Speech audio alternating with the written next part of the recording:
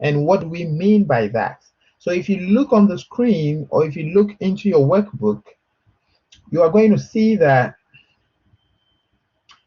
here we have f of x equals a in parenthesis x minus h, parenthesis closed, squared plus k.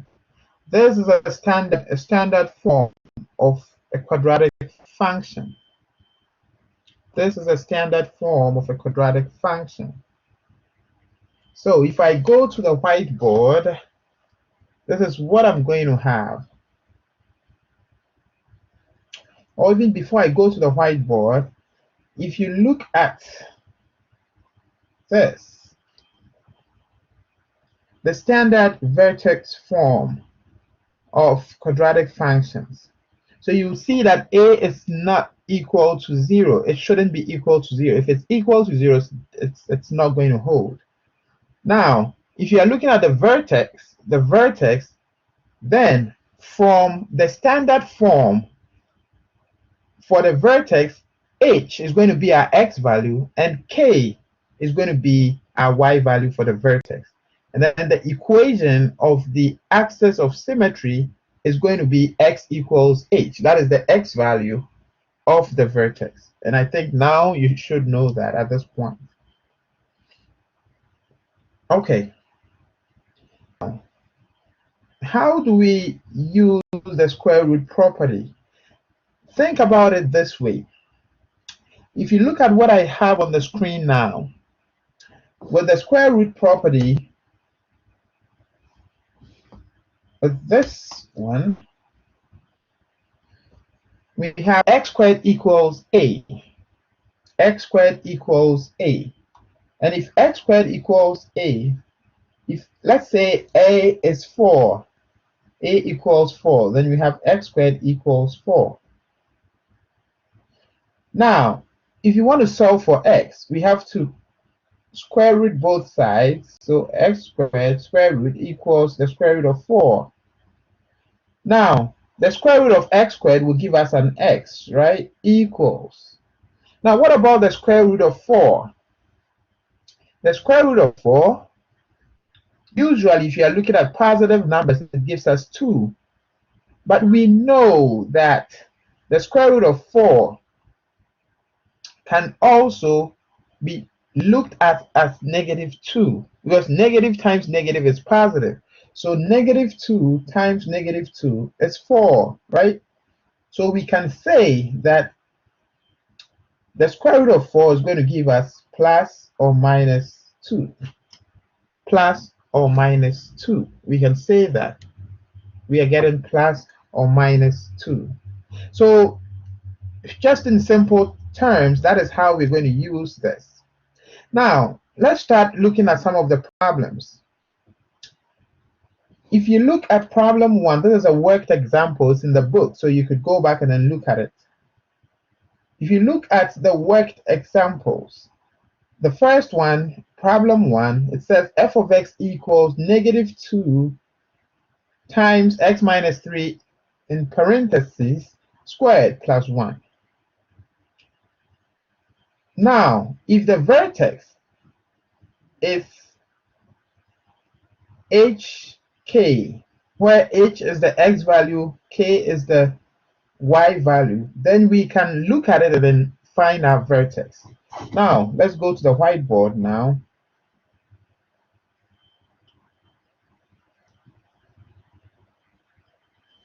So we have f of x equals,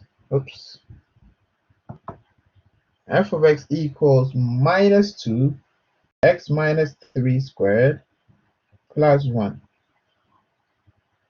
Okay. Now, if you compare this to the standard form, you have f of x equals a x minus h squared plus k, right? Now, our vertex, if you have to find your vertex, our vertex equals hk, like that. So to find the vertex of this function, where is our h? We've got an x here, Oops. We've got an x here. We've got an x here. We've got a here. That is our a. X here, x here. We've got a minus here. So our h is going to be what? 3 right there, because we've got a minus minus. So everything seems like it's matching each other. So that becomes our h value. So our vertex for this function is going to be 3. And then what about our k? Our k is 1 right here. 1. Now, what about the equation of axis of symmetry? It's always the x value, right? So remember, this is how you write it. The x value of the vertex. Now, the domain for the standard form, it's always going to be all real numbers. Domain, all real numbers. All real numbers, like that. Okay. Now, the next thing is that let's go back to the book and then look at what our next thing is going to be. So going back,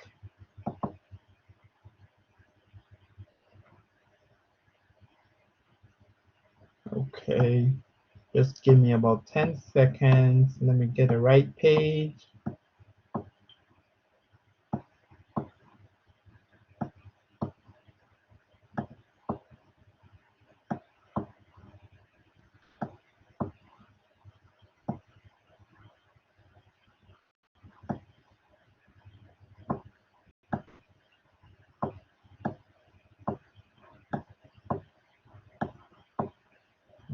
Okay.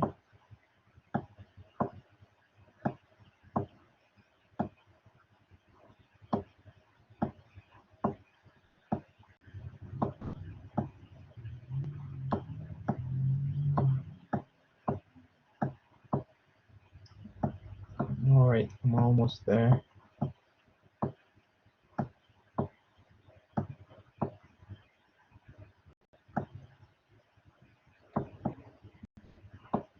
All right.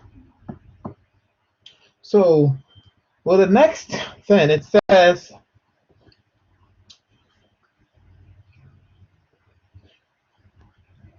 is this one? Maybe not. Let's see.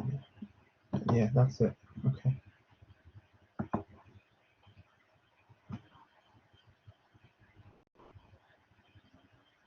All right. So we are done with this too. So this goes away. Now,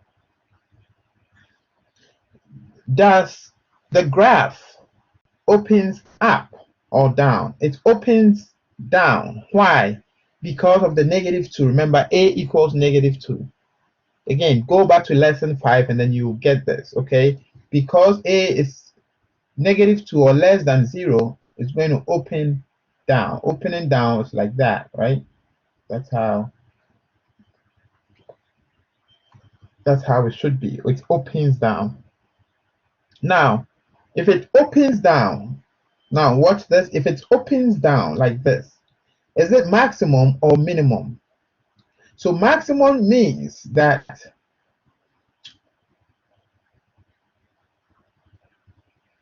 the y value here, let's say this is 2 because that is positive, right? That's the positive part of the y axis. So let's say this is 2 and this is just a sketch, okay? You would see that this becomes a maximum. Why? Because going down this way is decreasing to negative. So if it opens down, you're going to have maximum because the point here is going to be the maximum y value. So it's maximum when it's opening down. Now, when it's opening up, you're going to get a minimum here. Minimum. Why? Because going up this way, the graph is going up, right? It's opening up. So it's going to increase. It's going to increase. Here you are going to positive numbers, bigger numbers. That's why. Okay. Now, what is the range going to be? And this is really important. What is the range going to be? What is the range going to be? Because, and let me explain this in a better way. So let's say that, let me read this again.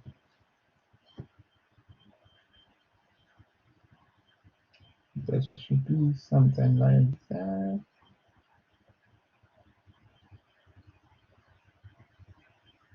So let's say that we've got a 3 here, then we've got 1 here. So the vertex here is 3 and 1. That's what we got, right? 3 and 1. So because this is opening down, and then my range is my y values, the set of y values, right? That is my range. I know that if I look at this graph, if I look at the vertex, which is 3, 1, so the y value here is 1, and it's going down to negative infinity. That's how come I have my range to be that. So from 1, it's going to more negative. It's going to go till negative infinity. So we say the range is negative infinity to 1. So negative infinity is not closed. We have this. Why? We have a parenthesis. Why? Because negative infinity is not a number. It's not a number. So this is like writing y is less than or equal to 1, but it's greater than negative infinity. This is negative infinity, okay? Negative infinity. That's how you write it. But this is also nice if you use the interval notation. All right, let's keep going. Now we want to find the horizontal intercept. Remember, the horizontal intercept is like finding the x. So we equate the function to y. Why? Because for the horizontal intercept or the x-intercept, y is always what? 0. Y is always 0. So if you want to find the x values when y is 0, then it shouldn't surprise us that we have to, this is f of x equals negative 2x minus 3 squared plus 1. So we equate this to 0. We equate that to 0. That's what we do. So if you equate that to 0, then you should solve it now. So negative 2x minus 3 squared plus 1 equals 0. Now, I can decide to move this 1 to the right side. So move the 1 to the right side. Or I subtract from 1 on my right side and then subtract 1 from 0, which gives me a negative 1. So whichever way you want to do it is fine. I would say that just move it to that part. You have negative 1. Now, because we are trying to find x, which gives us our horizontal intercept. So we are going to divide this by negative 2, divide this by negative 2. So we have x minus 3 squared equals, the negatives will cancel, so we have 1 over 2. Now, since we have a square here on the left side, to take the square off, because we're trying to make sure that x stands alone, to take the square off, we've got to put a square root. So to put a square root, I'm going to have x minus 3 squared equals the square root of what we have. So this would cancel. So now this frees the x minus 3, because the square root is off, and this is 1/2. Now I want x to stand alone, so I can move the 3 to the right hand side. If I do that, I'm going to have x to stand alone, and then the negative 3 changes to positive. Okay, positive. Now, because this is square root, the square root property says we can get either a positive or negative. Okay, like that.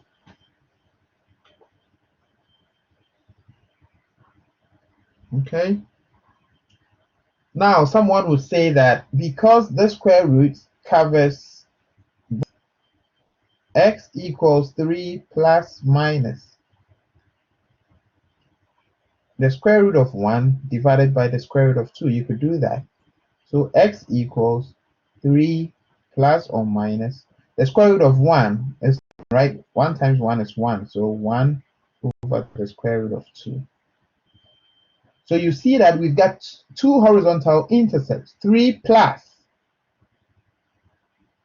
1 over root of 2, and then 3 minus 1 over root of 2. So if you want to get an ordered pair for this, we know that we're going to have for one of them 3 plus 1 over square root of 2, comma, and then we have 3 minus, oops. So this is what we're going to have. This eraser isn't working well for me. So remember that, so this is just the x value, so comma, and then you put a 0 for y, and then you close that. So when y is 0, x is what? 3 plus 1 over root of 2. You could use a calculator to know what exactly that is. That's fine. And then the second one is going to be 3 minus 1 over square root of 2. And then y is what? 0. Why? Because for the horizontal intercept, y is always 0. Y is always 0. So that is how you deal with these kind of problems. And this is also in the book. It is also in the book. Now, how do you find the y-intercept? Now we are done with the x-intercept or horizontal intercept. What about the vertical intercept? Remember that the vertical intercept is the y-intercept. The vertical intercept is the y-intercept. Let me try this eraser and see if it's going to work.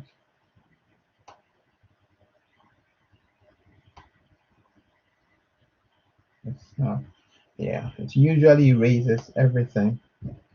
So again, I'm going to rewrite this. F of x equals minus 2 x minus 3 squared plus 1. So f of 0 equals negative 2. Why am I putting x for 0? Because we are looking for y-intercept. And for y-intercept, x is always 0. So you put that in there. So again, wherever you see x, you put in a 0. Squared plus 1. So 0 minus 3, that gives me minus 3 squared plus 1. Now I go into the parentheses, it's negative 3. What about the exponent? So negative 3 times negative 3 gives positive 9 plus 1. Negative 2 times positive 9 is negative 18 plus 1, which equals negative 17. So again, to write this as an ordered pair, we have x is 0, x is always 0. You have y is negative. Y is negative 17. All right. Now, it says you should draw the graph. Now, drawing the graph, remember, you have to use your calculator because that helps you a lot. But, you know, because you have the vertex, I'm going to go back to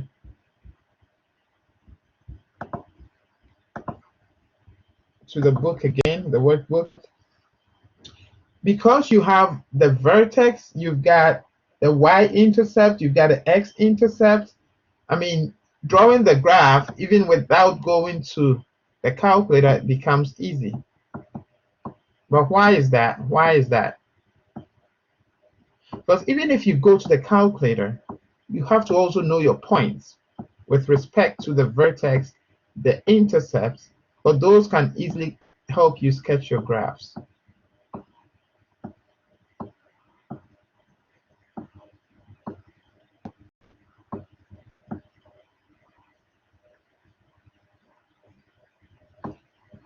right.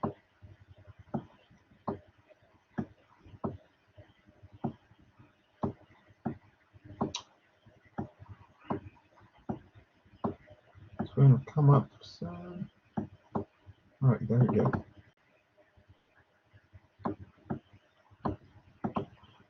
All right. So look at this. This is the vertex, right? Because you have 3 and 1. So y was 1 and then x was 3. This and that. This gives you what? It gives you the y-intercept, right? Negative 17, 0. And then these two, where you have the x-axis, gives you the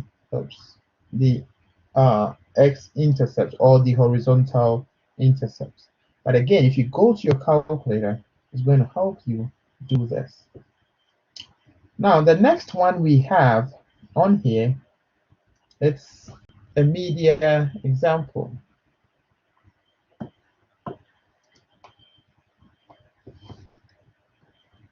So I'm not going to do that because that is a media example. So you could go to my open math and then look at it. Okay, go to my open math and then look at it. All right, and then you draw the graph after.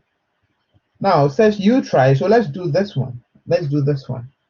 Now, with this one again, you have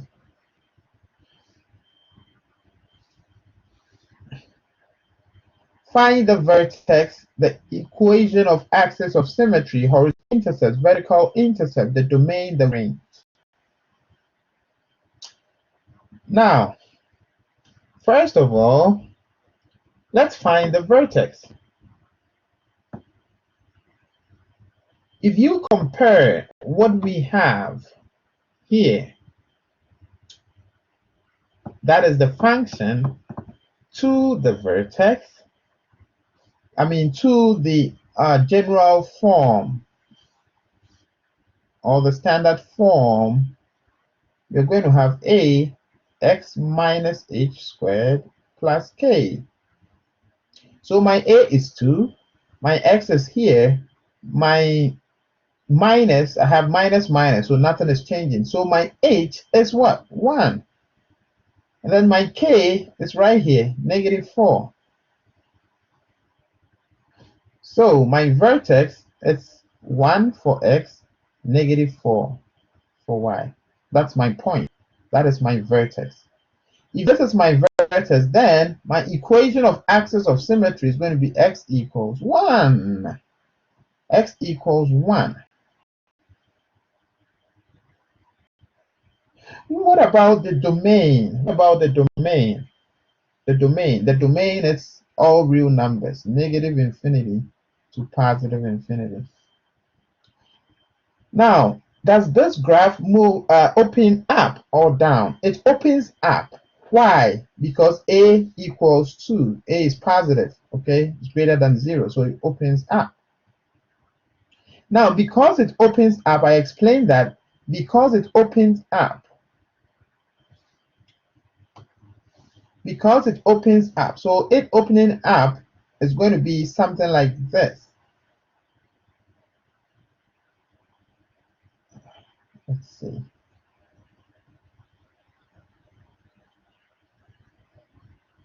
Oops. Something like this, opening up.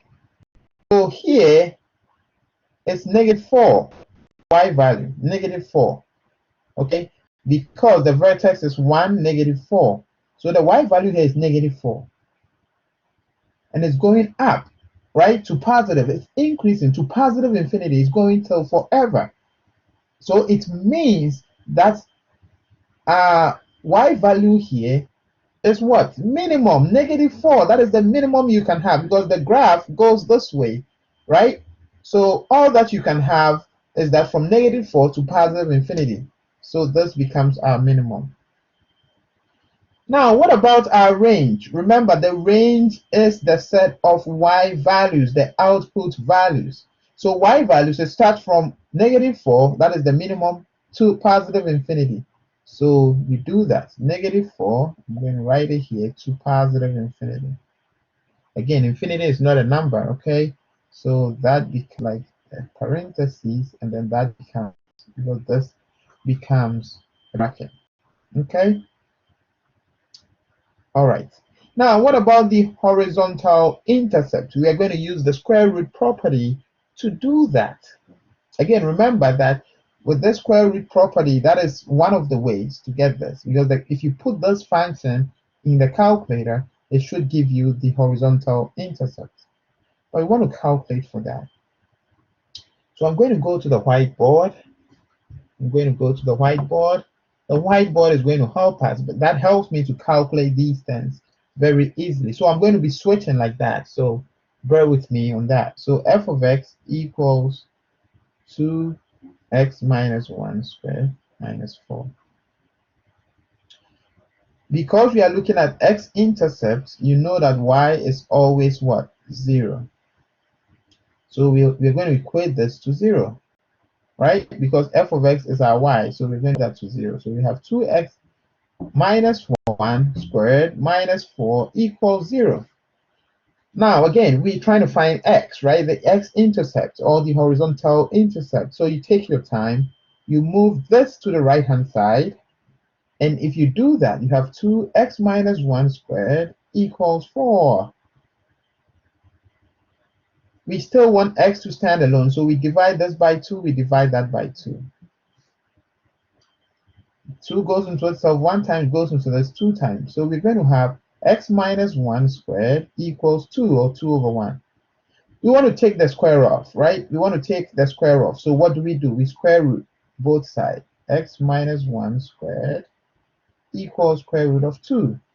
Because this becomes a square root of 2, we're going to do plus or minus 2. We explained that earlier. So that allows me to take the square off. We have x minus 1 equals plus or minus square root 2. Now, the parentheses, it doesn't matter. X minus, move this to that side so that x will stand alone. That allows us to do x equals 1, because it changes from negative to positive because it crossed the equal to sign. So that's what we have. So as ordered pair, we have 2. We have 1 plus square root of 2, and then y is 0. And then we have 1 minus square root of 2, and then 0. Like that. So these 2 points becomes what we need as our intercepts. Okay.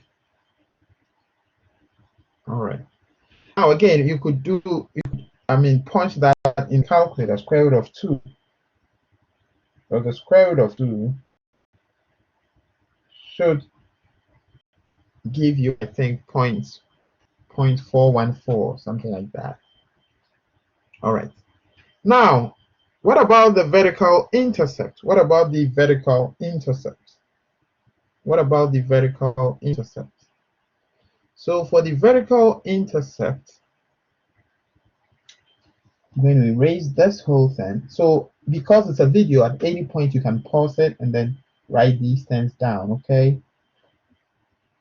Now we have, I'm going to rewrite the function again. F of x equals 2x minus 1 squared minus 4. So for y-intercept or vertical intercept, x is always 0. So I'm going to put x into the function. So 2, 0 minus 1 squared minus 4. So 0 minus 1 gives minus 1. Okay, minus squared, minus 1 times minus of negative times negative is 1. So we have 2 times 1, minus 4. 2 times 1 is 2, minus 4, that gives negative 2. So when x is 0, y is negative 2, and that's it. Now what is left for you to do is to draw the graph. Draw the graph. You've got 4 points. you've got a y-intercept 0, -2. You've got the x-intercept with an s, two of them, and then you've got a vertex. But again, you could also use the calculator to get the graph. You want to know how the graph is going to look like. The calculator is going to give you that. And at this point, you should be able to use the calculator to draw the graph. Go to the media examples and then watch the video. If you watch the video, I think you should be good in drawing the graphs. You should be good with that. I'm going to try to use my 84 emulator to draw, use the calculator to get the graph. So I'm going to share my screen in a little bit so that you look at it and how I did it.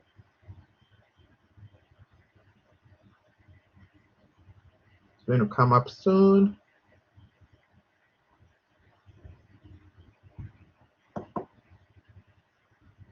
Okay.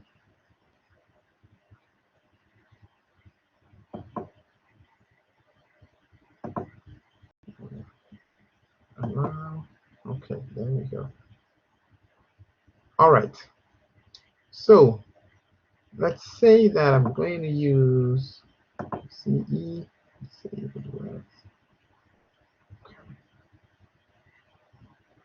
All right. So got to look at the function we have. So I go to y. Now I'm going to clear what I have in here because I don't need these. Oops. Clear that. Oops.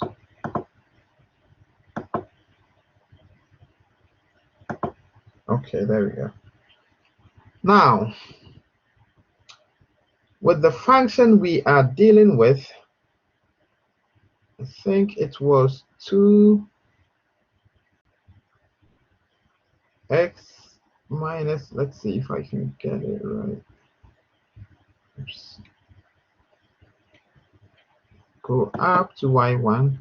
So I start out with the 2, then parenthesis, x. I think it was a minus something. Let me go check it out and then I'll come back. Let's see what we have.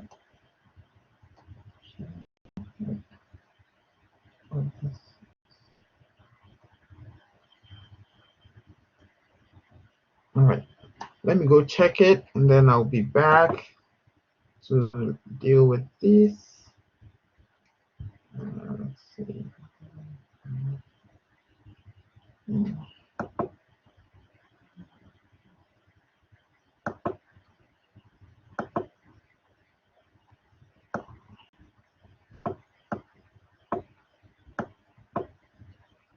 Should be. All right, just give me a moment.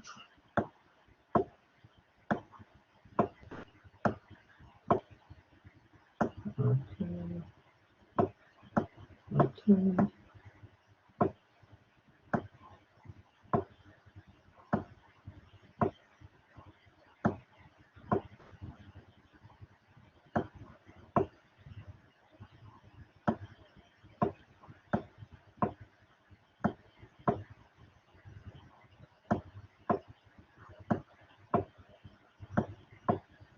Oh, come on.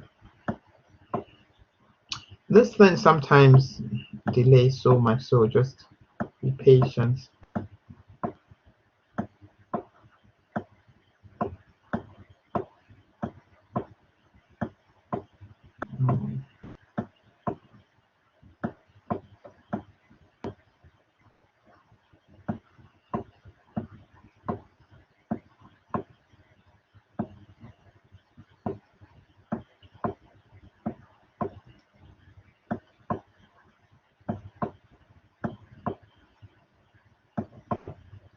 Okay, so I think it is. Oops.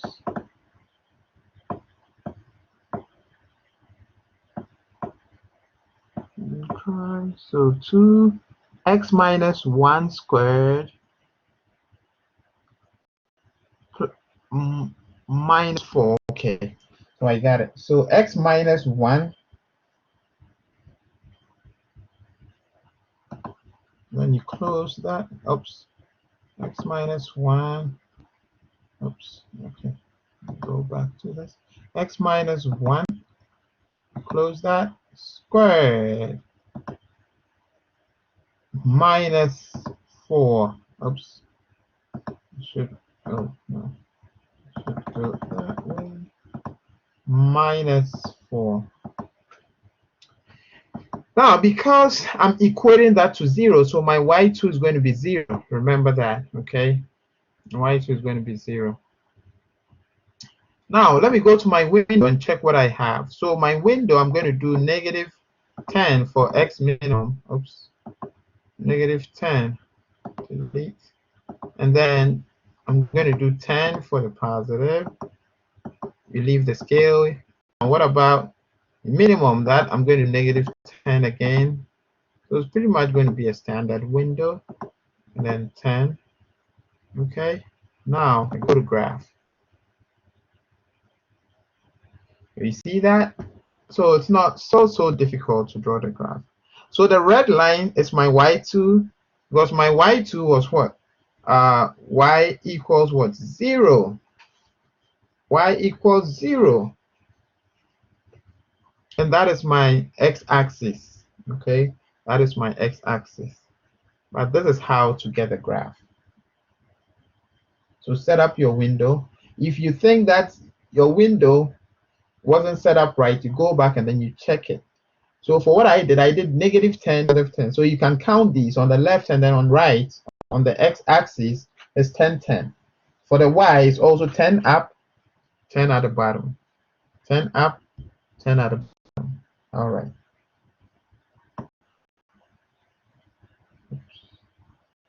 Now got to stop sharing. There we go. So let's go back to what we were looking at.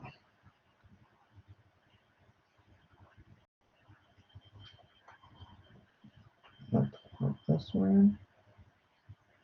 So again, you draw your graph, and that's it, pretty much. That's it. Now let's talk about factoring. Factoring. So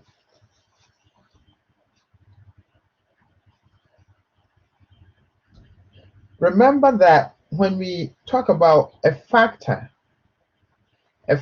of a number is a number that would go into another number without a remainder.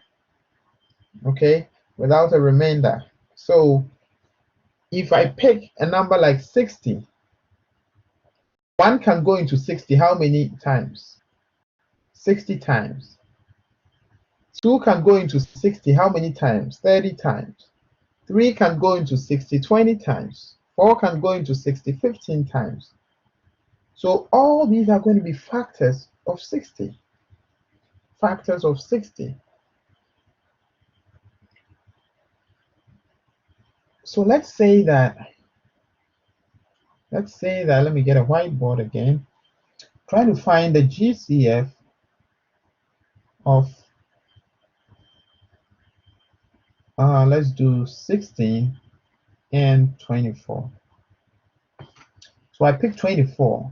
Remember, we are looking at factors, numbers that can go into 24. So 1 will go into 24. 2 will go into 24. How many times? 12 times.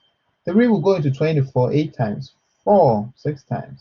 6 12. And then what? 24. And then what? 16. You have 1 2 4 will go into that 8, and then 16. Because we are looking for the greatest common factor, I'm going to start from here because those are the bigger numbers. So 24 is here. Is it common? No. 12? Nope. 16? Nope. 6? Nope. 8? Nope. 4?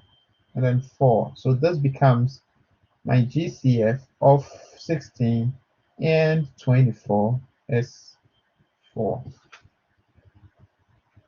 So that is the greatest common factor.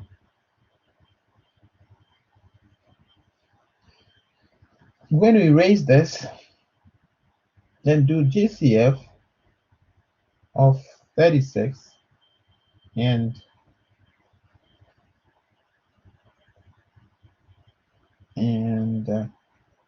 48.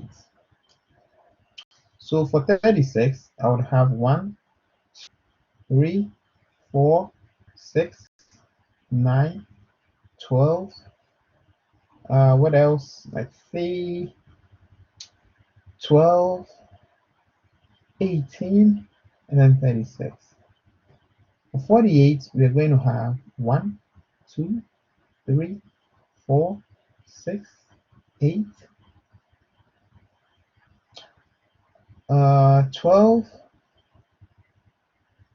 16, 24, 48. So if you are looking at the greatest, we are looking at the greatest, remember. There are so many common factors. That's not what we need. We are looking at the greatest common factor. So it's going to be just one number. So that should be 12 and 12. So GCF of these two numbers, 12. So that is the idea behind GCF. We're going to need that, especially because we are looking at, factorization of quadratic functions or equations. So we are really going to need those. All right. So let's go back to the workbook. I know that as we go through the quadratic functions, solving them or factorizing them, you are going to understand this better. And some of these things you've learned them before, but maybe it's been a long time, maybe in high school or something like that. All right.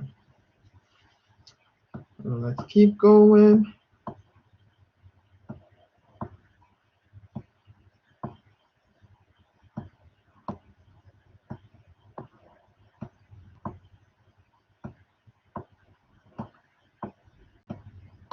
Because I have to be switching, just bear with me. It's not going to be just that easy.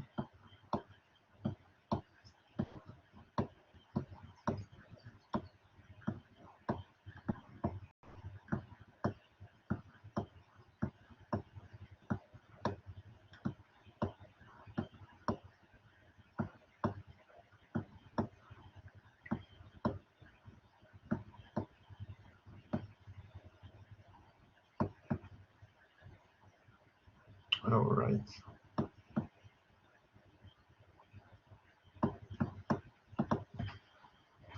There we go. Now, let's say that if I have x squared and x cubed, because now I'm trying to find the GCF of this. The GCF of these two, I would say these two exponents, it's not going to be x, but it's going to be x squared. Why? Because x squared can go into this one time, x squared can go into this x times. So if you are supposed to factorize x squared plus x cubed, factorize. So you bring the GCF out, x squared. Okay. Now x squared times what gives you x squared? Times 1. Plus x squared times what will give you x cubed is x. So that if you multiply this, x squared times 1 is x squared times x is x cubed. So you see that you've not changed the thing, only that you've done factorization. You factored out the GCF, and that's it. Okay. All right. Let's keep going.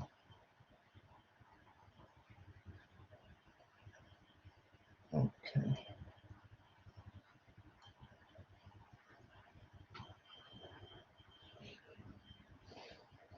All right.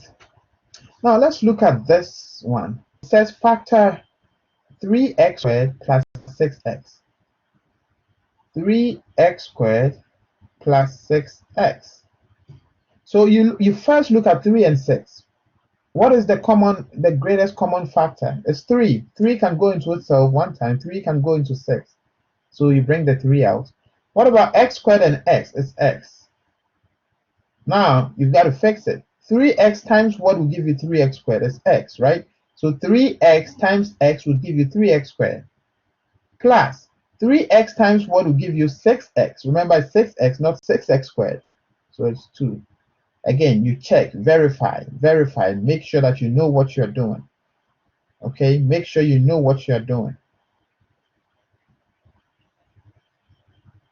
So when you do this, you have 3x in parentheses x plus 2, x plus 2. And that's what you have. That's what we have here. Make sure you do the check to make sure that you got it right. Make sure you do the check. Now, I'm going to use this, and then we are going to look at that here. Oops. 11a squared minus 4a. 11a squared minus 4a. 11a squared. So this is a media example. So I'm going to say that I'm going to skip it. I'm going to skip. I'm going to skip it. Or let's just do that one, or maybe some, just two, about two. Then move on.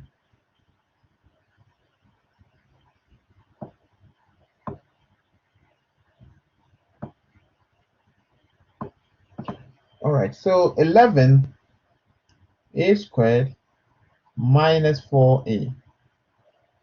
11 and is there a common factor? No. A squared and a, yes. A out. You have 11 times a will give you 11a squared minus 4. And that's it. You factorize it. That's all you do. That's all you do.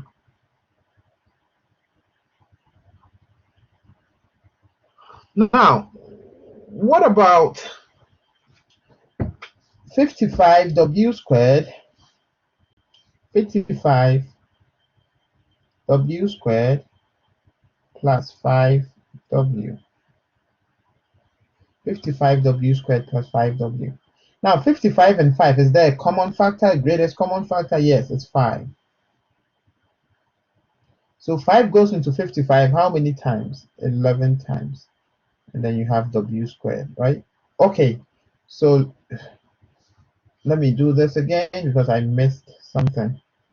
So 55w squared plus 5w, like that. So we have 5, and then w squared and w, we have w. So 5 times what gives you 55 is 11. W times what gives you w squared is w. Plus 5w, 5w, so we get 1. And that's it. Okay. Now, what about problem 6? This guy, 64b squared minus 16b. Here, these are big numbers.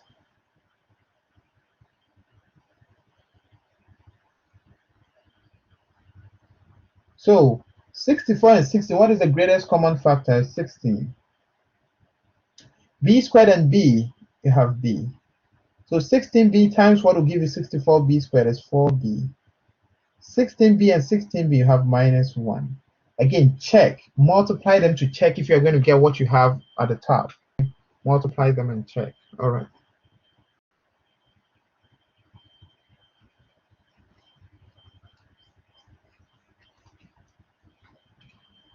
All right. Now, let's look at problem 8, because that is a U-try problem. Let's look at problem 8. Here we've got expressions to factorize. So we are going to look at this. I'm going to go to the whiteboard because I don't have much space. So it's 3x, and then we have in parentheses 2x minus 1. So 3x, and then 2x minus 1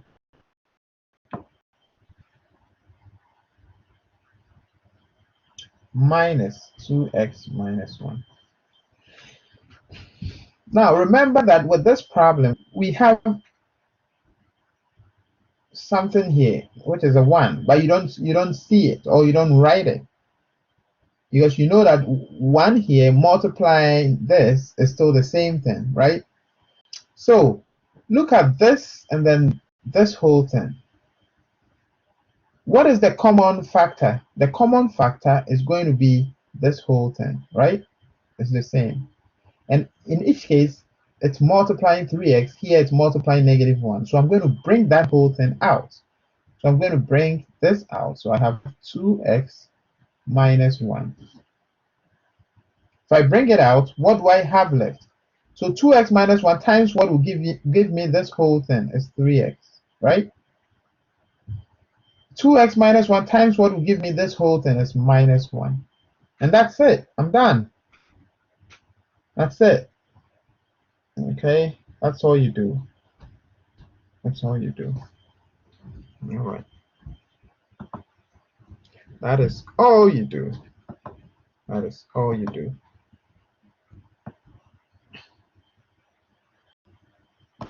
Now let's look at a couple more and then I will stop and then make another video for later. I don't want the videos to be too long. Please, you also have the media lessons. Please watch them because those are kind of the same as what I'm doing now. So make sure that you watch those as well.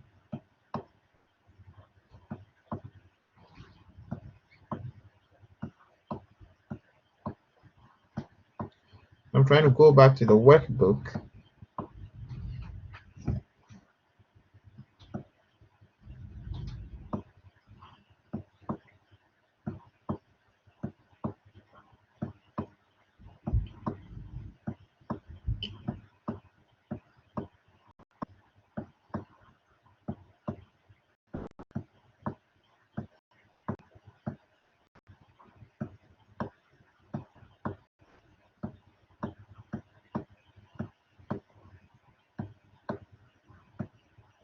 All right.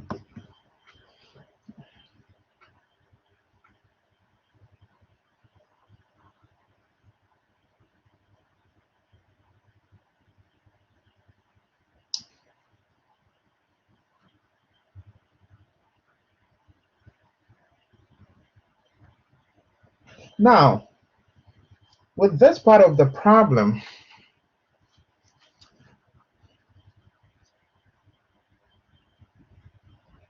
I am going to show you the AC method,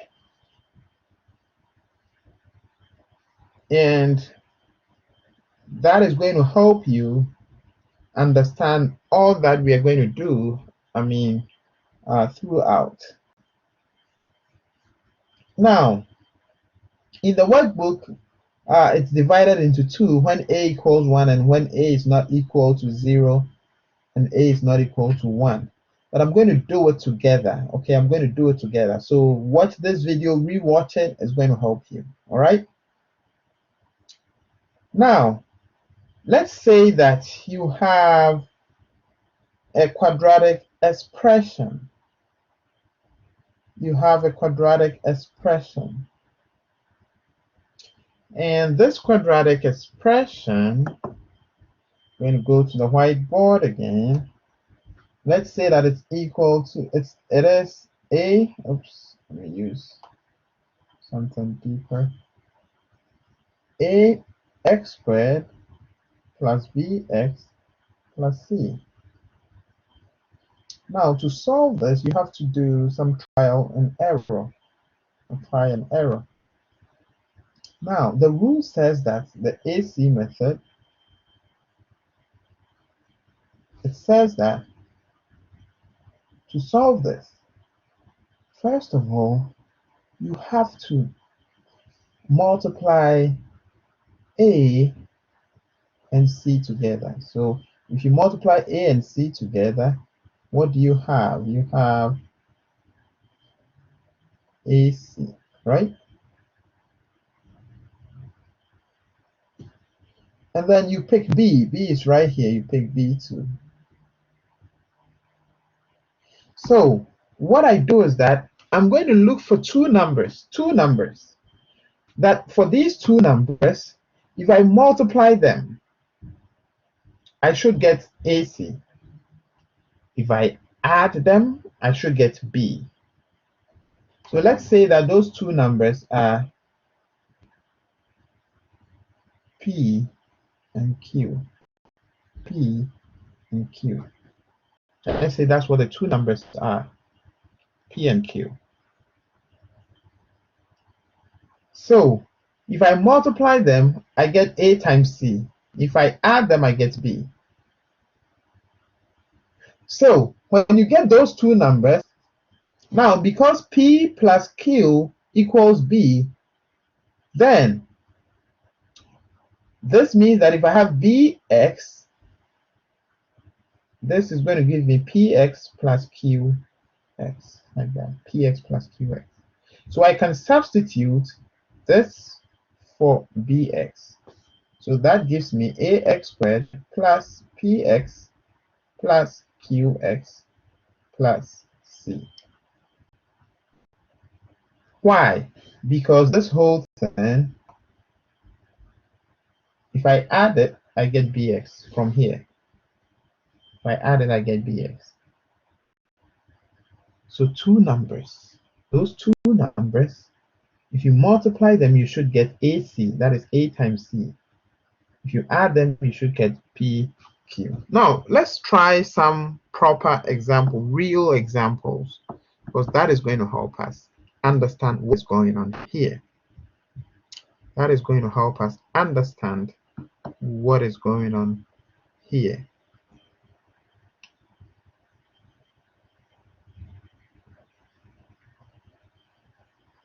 All right, so let's say that we have x squared minus plus 5s x minus c. Now we are supposed to factorize this. How do we do that? Again, remember the AC method. A times C. What is my C? Negative 6. What is my A? 1. Right? 1 is there, though you don't see it. So my AC equals 6. Oh, negative 6, right?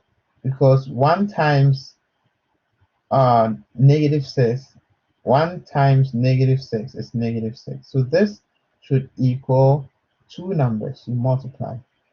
And then my B is positive 5. B is 5. This equals that plus that. So negative 6 and then 5. Now I'm looking for two numbers that if I multiply, I get negative 6. If I add, I get 5. So let's try 2 times 3. 2 times 3 and then 2 plus 3. So 2 plus 3 is 5, which is my B. Or what about 2 times 3 is 6? But I need negative 6, so this is not going to work. Now, what about if I use 6 and negative 1? So 6 times negative 1 is negative 6. Wow, which is my AC. 6 plus negative 1 is what? 6. You have $6, you owe $1. If you pay, you have $5 left. Wow, that works out. So I'm going to use that. I have 6 times negative 1 and then 6 plus negative 1. So remember, I can substitute this with the x's attached for b. So I come here, I do x squared plus 6x minus 1x, which is minus x. And then I put this minus 6 here, because that should be there, minus 6. So what have I done? I've only expanded this 5x, because 6x minus x would give you 5x. It's the same thing, only that I want to factorize. So at this point, I'm going to group them in twos. I'm going to group x squared plus 6x and then minus x minus 6. Now, x squared plus 6x. So x out, because that is common, right?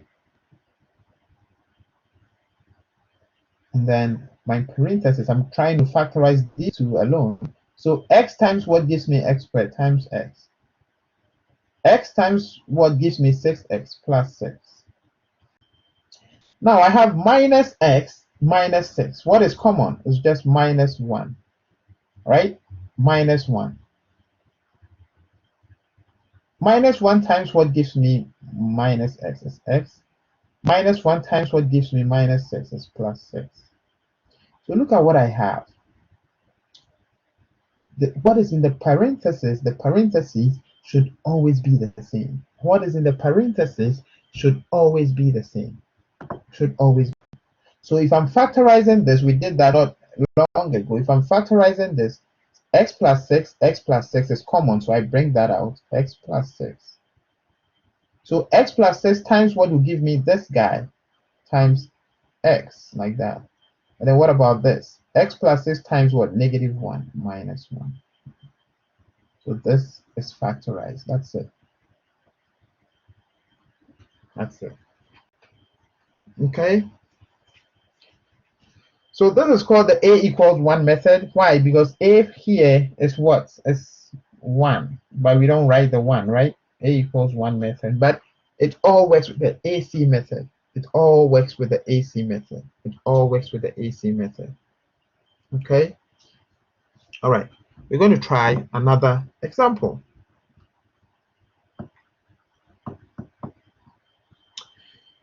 Let's go to the next page and look at problem 10. So problem 10 is a media example. I'm not going to do it. I'm going to move to problem 11. Excuse me, problem 11. So problem 11, I'm not going to go back to the book, so I'm going to write it out. Problem 11, I have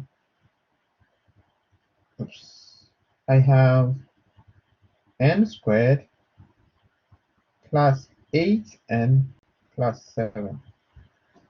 So what is going on here? I have 1 here, even though the 1 should not be written. I have 1 here. So AC is 1 times what? 7. 1 times 7, which is 7. So AC equals 7. Now I need two numbers that if I multiply, I should get AC or 7. There's AC, AC. And then those same two numbers should give me 8 when I add them. It should give me 8 when I add them.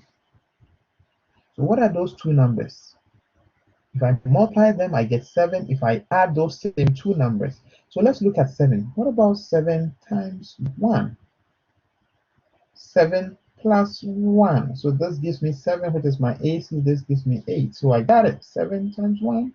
7 times 7 plus 1.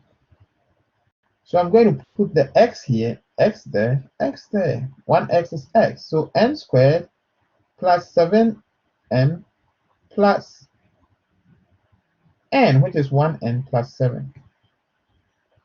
So these two and then those two. N squared and 7n. What is common is n. N times n gives me n squared plus 7 times n gives me 7n plus n and 7. What is common is just 1. 1 times n gives you n. 1 times 7 gives you 7. So what am I going to do here? I'm going to bring the common out, and the common in this case is n plus 7. Now n plus 7 times what gives me that? It's going to be n, right? Plus 1. Why? Because I've got n plus 7 here times 1. That's it. I'm done. I'm done. I'm done. Now what about b? For b, I have r squared plus 3r minus 70. So let's do that. Also, again, you can pause it and then write it down or try doing it yourself, okay? What about n squared? Oh, sorry, r squared plus 3r minus 70. Again, my AC here Remember, r squared has 1 attached to it, so 1 times negative 70 is negative 70. I need two numbers that should multiply to give me that. And then I have 3 for b, which is plus. What I think about, because I have negative 70 here, I have a positive here. What if I say that I'm looking at negative 10 times 7? That gives me negative 70. But what about negative 10 plus 7? That gives me negative 3. So this doesn't work because I need positive 3. So I've got to think. Let me turn it around. What about 10 times negative 7, which is negative 70? And then 10 plus negative 7, which gives me positive 3. So I got the two numbers. So it's 10, negative 7. Or negative 7, 10 is the same thing. 10, negative 7 again, or negative 7, 10. That gives me positive. So that helps me. If I open up, I expand that plus 3r to 10r minus 7r. Remember, this should give you 3r minus 7. Now I group them in two, so r squared and 10r. R is common. R times r is r squared plus 10 minus 7. So minus 7 is common, right? I get r here, I get plus 10. Remember, those in the parentheses should be the same. And that, I'll bring that out, r plus 10. So r plus 10 times r plus 10 minus 7, like that. And that's it. I'm done. I am done. All right. Let's keep going and look at some other ones.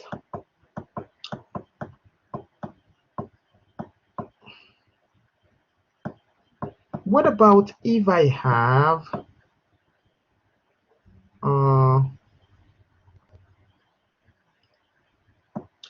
what about if I have 2x squared? Remember, we are still looking at the AC method. 2x squared plus 9x plus 4. Now I multiply 2 and 4, which gives me 8. I need two numbers that would multiply, and then I have my 9 here, and then two numbers that would add. It's 8 and 1, right? 8 and 1.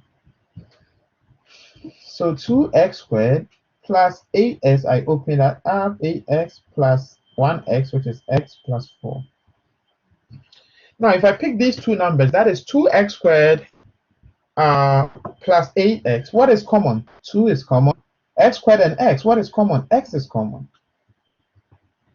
So I'm going to have 2x, what gives me 2x squared is x plus 2x times what? That gives me 4. Now, these two I have plus 1, x plus 4, because just 1.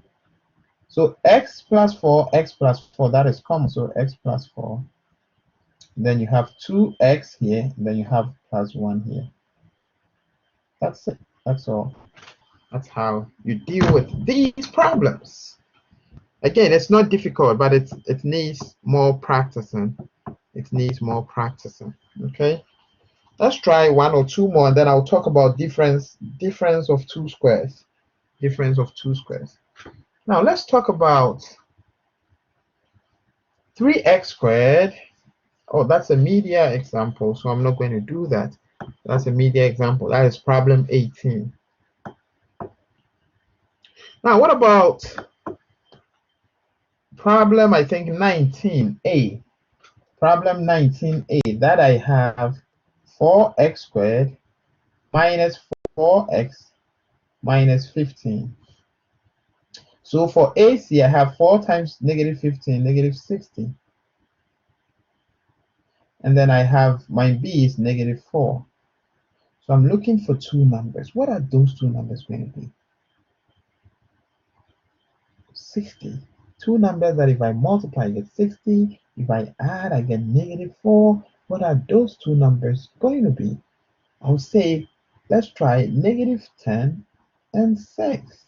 Yes, negative 10 and 6. Yes, that works. right? So I'm going to open it up. 4x squared, oops, minus 10x. Remember, add the x because we are just opening up b, plus 6x minus 15. I pick these two and then those two. So 4x squared minus 10x. What is common? It's going to be 2x, right? 2x times 1 gives you 4x squared is 2x. Minus 2x and 10x is going to give you 5. Remember, check to make sure. Plus 6x minus 15. I'm going to say 3. Just 3, right? 3 times what gives you 6x is 2x minus 5. Remember, this, what is in the parenthesis should always be the same. So you bring that out. And then you have 2x here, you have 3 here. So 2x plus 3. Yay, we are done. 2x plus 3. Okay. Now let's talk about difference of two squares. Let's talk about difference of two squares. Let's talk about that. Now, this tells us, this law says when you have a squared minus squared, this gives you a plus b, a minus b. This is a rule, okay? It's a rule. If you multiply this, you see that it brings you to that. So difference between two squares. So this has to be a square, that has to be a square. So difference between two squares. So this means that if I have